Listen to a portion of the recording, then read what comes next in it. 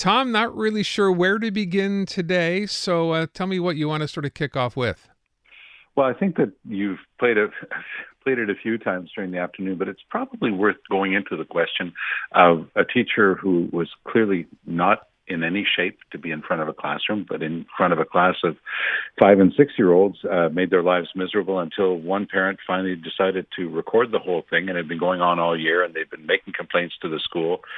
And today we find out that the school principal has been indefinitely suspended for doing nothing about this. But if you've got any of that recording, maybe we should share it with the people who are listening in now. All right, we played this a couple of times, and Natasha will always let me know we should warn people before you hear this, because this is difficult to hear, especially if you have little guys in school. So I will just point that out. In the car with you, yeah. So this is part of a recording made surreptitiously because apparently a parent had put a recording device into one of their children's bags. Backpack. And this so was they could recorded over monitor this. several days. So just to be clear, it's not an isolated incident. It happened over several days and several dozen times per day. Again, just be forewarned, it's a little difficult to hear. Here you go. Toi, écrase! Ton comportement m'énerve! Puis toi aussi, j'en veux plus de ça! C'est-tu clair? Oof. Toi, tes grimaces, ton riage, la prochaine fois, t'es out! Va! So I think you get the rough idea there. Okay, so now we know the premier obviously was quoted on this yesterday, said there will be he wants to see an inquiry here to find out what went on. But tell me what your sort of position here is, Tom.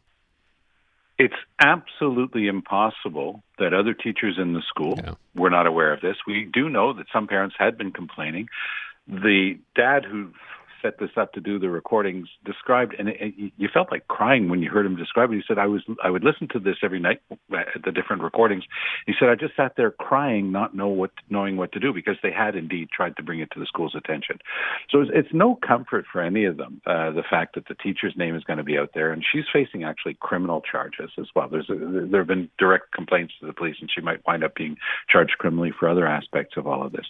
The principal, as I mentioned at the outset, has been turfed from his job, suspended indefinitely.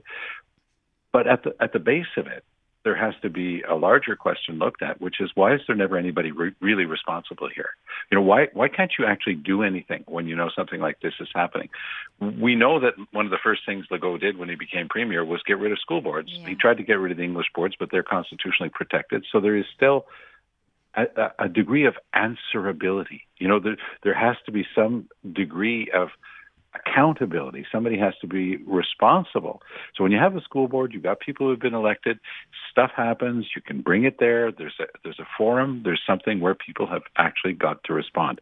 Here, it's all become anonymous bureaucracy, and everybody just hides. And, you're not going to see one member of one union go after another member of the union. They won't see that as being their job, and that's understandable. But at the same time, you got the school principal doing nothing, and it's impossible to have walked through the corridors of that school. If you've ever been to an elementary school recently, you know that it's impossible that other people, including the principal, didn't know what was going on, and that's the real scandal here. So Legault can get into a state of high dudgeon and say, oh, tisk, tisk, this is just awful. How did this ever happen? Well, part of the reason why this had happened, Mr. Legault, is because you got rid of the people who used to be answerable to this sort of stuff. You got rid of school boards, elected officials who had to answer before the people who voted them in.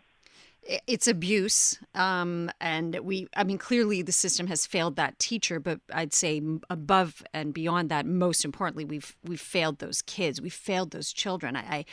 They're little kids. Yeah. They're 5 and 6 years old. They're grade oneers, and that's how they begin their school life with Madame Chantal. That's what they had to go through. Yeah. Did we hear anything from the education minister today, from Bernard Drinville? Relatively low profile. He's had a rough couple of weeks. Mm-hmm, sure but no, we haven't heard very much. The premier does this sort of stuff. There'll be a tragedy, and then he'll slough it off, or he'll say there'll be an investigation. What happened after Heron? The Heron residence, one of the most grotesque horror stories you'd ever want to see. Nothing happened. There was a report from a coroner, and then nothing happened. When everything was being revealed by Aaron Durfel in the Gazette of the horrors that those poor folks went through, so many of them, dozens upon dozens who passed away in the most wretched conditions, Legault gets in front of the microphones and said, I'm going to get the police in on this. And they're very quietly, the person who owned it sold it off as disappeared off into the sunset. There's been no accountability on this stuff. And that's the thing. We've seen this over and over here in Quebec, is that there's never anybody responsible. Oh, and even when somebody does something horrible, like outright lying about a major infrastructure project, like Legault got caught lying in the past week about this famous third link in Quebec City, he stands in front of the microphones yesterday and says, I won't apologize. I'm right. Even though I said the exact opposite to get elected, now I'm telling you that I won't build it and I won't apologize. That's the type of culture of irresponsibility that we're building here in Quebec right now. Tom, let's talk real quick. The public service strike, we're into day 8 now. Yesterday we had Jagmeet Singh on the air. No surprise there. But we asked the question, I think I may have asked it to you once before, but we're a little confused here. So we know all 3 opposition parties now would not vote to accept a back-to-work legislation if proposed by the Liberals. Exactly. Even if, and Jagmeet Singh said that in the interview yesterday, even if it was a confidence motion. It is a confidence motion. Okay, so what's the government's option here? Can this bring down the government? Of course it brings down the government, because the government says, I'm ordering you back to work. Here's a piece of legislation that will affect that result. He puts it in front of the House of Commons. The other ones vote against it. We're going into an election. We could wind up stumbling into a federal general election faster than anybody was thinking of, because there's no plan on the union side. But I think that Trudeau, correctly, and most, there's a good paper also by Tasha Sheridan in today's Gazette where she talks about something we've talked about a couple of times over the past few days, is this doesn't hurt Trudeau to be seen to being a tough manager. No, you're not going to get everything you want. No, we've got something very reasonable on the table. There's going to have to be some movement, because the last thing Trudeau wants is to have the opposition parties decide the date of the next election. I've been saying for some time that I think that he's looking at least to try to clear the runway for a fall election, and I think that would still be one of his best choices. For all sorts of reasons, including things like the new electoral map. He doesn't want to be running under that one. So I think that Trudeau has gotten as much out of this as he's going to. He's going to have to turn it into a double digit. So he'll go from 9 to, let's say, 10 or 10.5 or something. He won't give them the 13.5 that they're asking for. On whether or not everybody's going to be able to work at home all the time, that would be absolutely bonkers, because there's no way to do a proper management. If you can't count what's being delivered, you can't manage. People have to feel part of a work environment, know that there's a structure there. They have to go in sometimes, and the government is not going to be able to give in on that. So there are certain things that the union didn't think through, but there are definitely things that Trudeau also did not think through. So you're telling me there's no magic rabbit's foot that Trudeau could pull out of his pocket, knowing that he's going to get no support for back-to-work legislation, and say, well, this is, I don't know, an emergency, and therefore here's what I get to do. That can't happen. Nope. Okay. He can't say that this is like the truckers, because this is a collective agreement, and it's collective bargaining, and it's the right to withdraw your work, and that's guaranteed as a charter right. And that's why Doug Ford backed away when he was going to suspend the charter rights using the notwithstanding clause against his teachers. Even Doug Ford had to back away, because you can't do that. So no, of course, Trudeau wouldn't touch that with a 10-foot pole. Okay. But Trudeau's got his own timeline. He doesn't want to be pushed into an election at the request of the opposition parties. He's going to be the one to go and see the Governor General and pull the plug when he thinks, along with the Liberals, that he's got his best chance of beating Poilievre. So this is why he's got to be careful, because if he gives away the candy store, then not only is he setting a bad precedent in this strike, but there are hundreds of thousands of other people who work for the federal government who are going to be lining up. We mentioned the teachers. They still don't have their deal in Ontario. They'll be watching what the bottom line is. We have 600,000 people in Quebec in those unions. We have 600,000 people in the current round of negotiations with the Quebec government. They're going to be watching what sort of number gets pulled down here. So Trudeau's got a lot on his shoulders. This isn't just as simple as saying, give him a few more percentage points, and nobody will notice.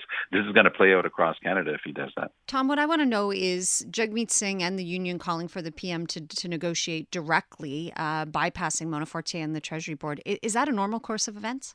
Of course not. And they're playing a clever political game, because they're trying to, one, isolate the real person in charge, who's Mona Fortier, who, as far as I'm concerned, is doing her job very well.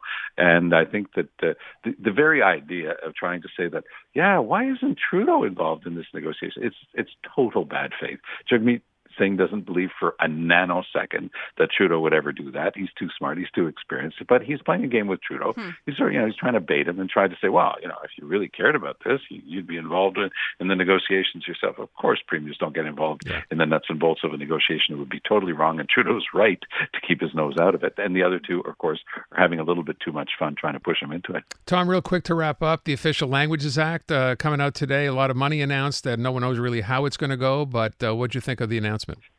Well, I think that they're smart to include the English-speaking community of Quebec in their thinking at last, because C-13 is an absolute tragedy for the English-speaking community of Quebec. That's, of course, Trudeau's reform of the Official Languages Act. They're saying, in the first version anyway, that some 20% of the $1.4 billion, so we're talking real money, would help the English-speaking community of Quebec. We just talked about school boards and schools, and, very often the community is very stretched out. Think of, the Laurentians or the townships or the Gaspé. So, that would be kind of good to be able to have some resources.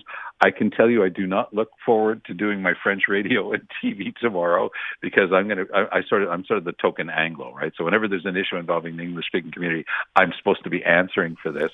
So I can just imagine the type of cream pie I'm going to get thrown in my face. Like, what do you mean the federal government is taking? You guys have the best. You're the best treated minority in the world. That's, by the way, that's the top line argument that you always get. Same old.